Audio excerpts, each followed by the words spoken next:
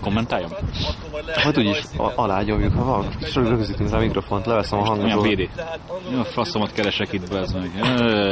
Hagytam valamit? Oda nézz, sárga bébi. Azt oda viszem, csinálj bele álhetet. Figyelj, filmeznek, vágunk komoly pofát. Na, mi az? Szúnyogok? Legalább szentség. Kiszállt a szám, kell, hogy nem tettem le hullámpalát.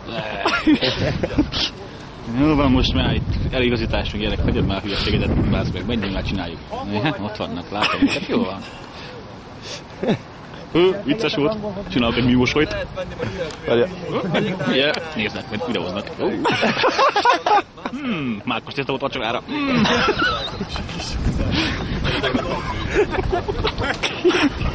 Menj a beugró!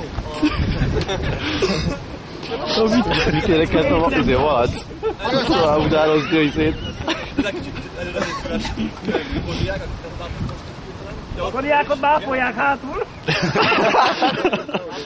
Mit énekelt a malac? Kit tudja utánozni? Ki volt? Paulics Béla! Igen, és mit mondott? Érzék a bokán, ez a tánc. Szing-szing, szing-szing. Én sem utánozni, hogy nem szóltál most meg.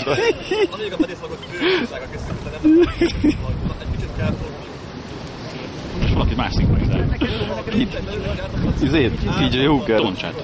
Őt? Ezek az én embereim. Büszke vagyok rájuk.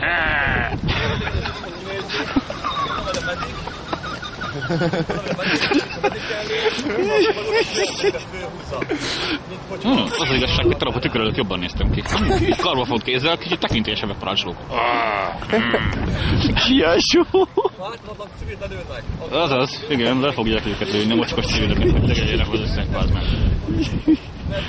Te figyelj, punker, hajszom jó? Aztán bekerültem reggel szép boxol, hogy feküljél. Faszi, nem vettem meg azt a kurva állványt. Hát itt nem bírom. Oda nézd, olyan nervizmum van, mint Damjanicsnak.